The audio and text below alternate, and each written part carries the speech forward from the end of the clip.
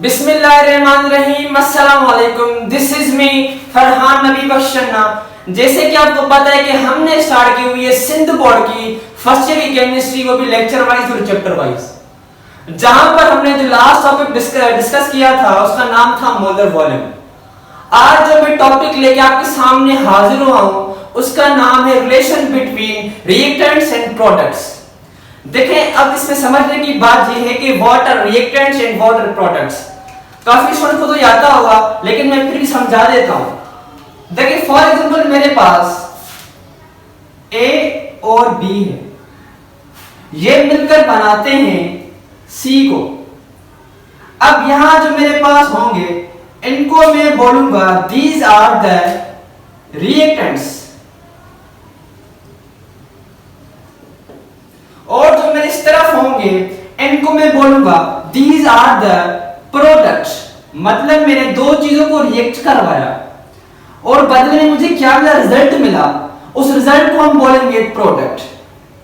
अब रिएक्टेंट्स और प्रोडक्ट के बीच में एक रिलेशन होता है। फॉर एग्जांपल मैंने इसके 10 ग्राम्स लिए ए और बी के, मुझे मिला 5 ग्राम सी। अब ये रिलेशन तीन तरह के होते हैं। Number 1 mass mass relationship, number 2 mass volume relationship, number 3 volume volume relationship. अब इसमें से क्या मुराद है, चलिए समझते हैं। मास मास जो रिलेशन है इसको समझने की कोशिश करते हैं।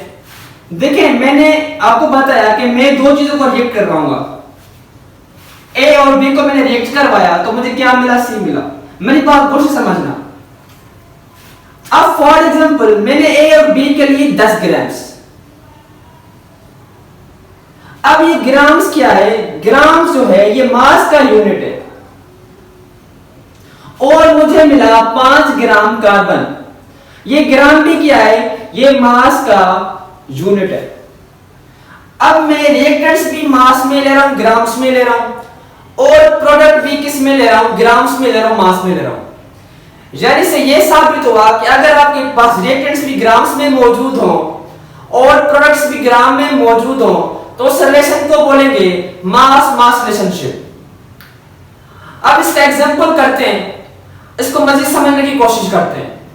देखिए, मास मास रिलेशनशिप जो है उसमें मैंने आपको बताया कि जो रिएक्टेंट्स होंगे वो भी ग्राम्स में होंगे, यानी इसका मास जो होगा वो ग्राम्स में होगा, और हमारे पास जो प्रोडक्ट होंगे वो भी क्या होंगे, ग्राम्स में मौजूद होंगे, यानी इसका मास जो होगा वो ग्राम्स में मौजूद होगा। अब मेरे पास एक एग्जांपल है 1.7। इसको समझते हैं कि क्या कहता है ये। Calculate the mass of carbon dioxide. अब क्योंकि हम मास मास रिलेशनशिप पढ़ रहे हैं तो मुझे क्या फाइंड करना पड़ेगा, मास फाइंड करना पड़ेगा। किसका, कार्बन डाइऑक्साइड का। obtained by thermal decomposition of 50 grams of limestone, जिसका फार्मूला है कैल्शियम कार्बोनेट। अब सिंपल एक मेरे पास कंपाउंड है और वो मेरे पास कंपाउंड कितना ग्राम से, 50 ग्राम। कितना, 50 ग्राम। अब मेरे से ये पूछा जा रहा है कि 50 ग्राम अगर मैं इस कंपाउंड को बर्न करूंगा, इसको मैं हीट प्रोवाइड करूंगा। थर्मल डिकम्पोजिशन का मतलब इसको हीट करना। यहां पर मैं लिख भी देता हूं कि अगर मैंने इसको हीट किया, अगर मैंने इसको हीट किया, किसको, 50 ग्राम ऑफ कैल्शियम कार्बोनेट को अगर मैं हीट करता हूं तो मुझे ये कितना मिलेगा, कार्बन डाइऑक्साइड मुझे कितना मिलेगा। अभी जो रिलेशन है ये रिलेशन किसमें है, मास मास में। तो जवाब जो मेरे पास आना चाहिए वो मेरे पास ग्राम्स में आना चाहिए। देखिए, हमें पता है कि कैल्शियम कार्बोनेट का जो मोलर मास है वो कितना है, 100 ग्राम्स। कितना है, याद रखना 100 ग्राम्स। और हमें यह भी पता है कि जो कार्बन डाइऑक्साइड है उसका मोलर मास क्या है, 44 ग्राम्स। 44 ग्राम्स।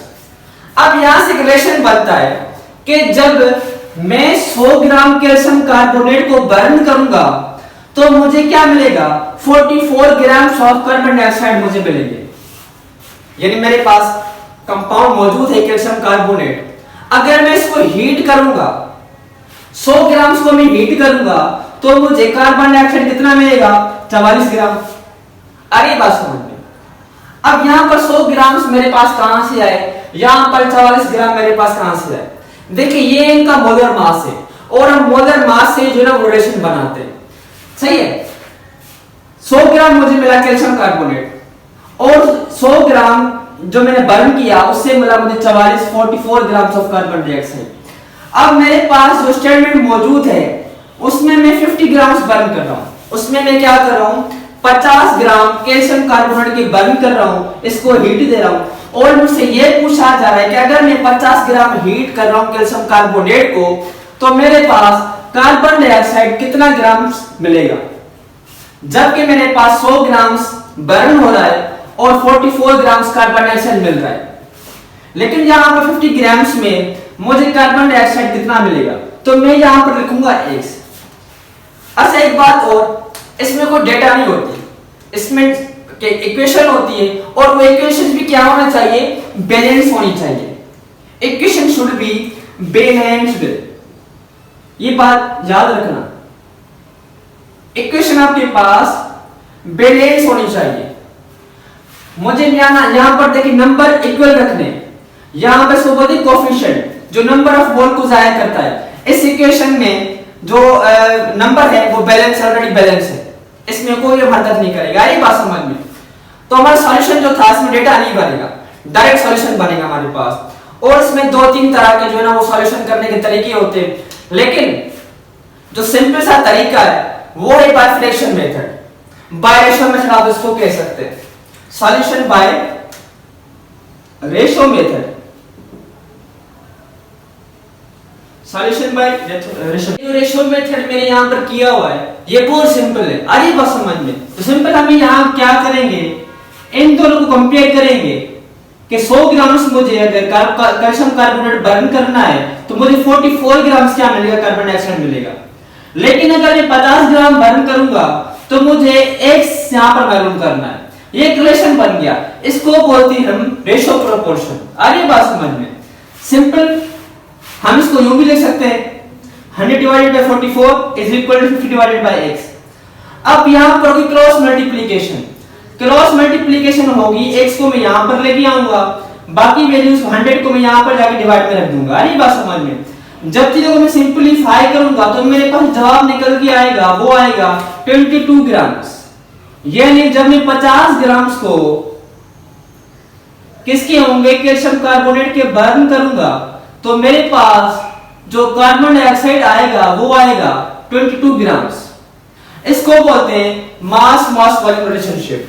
अब दूसरा जो हमारे पास मौजूद है मास वॉल्यूम, इसको हम नेक्स्ट जो है ना वो टॉपिक में सॉरी लेक्चर में डिस्कस करेंगे। ये बहुत वीडियो लंबी हो गई है। अगर आपको वीडियो अच्छी लगे तो लाइक कर देना और सब्सक्राइब भी कर देना। Thank you, Allah Hafiz.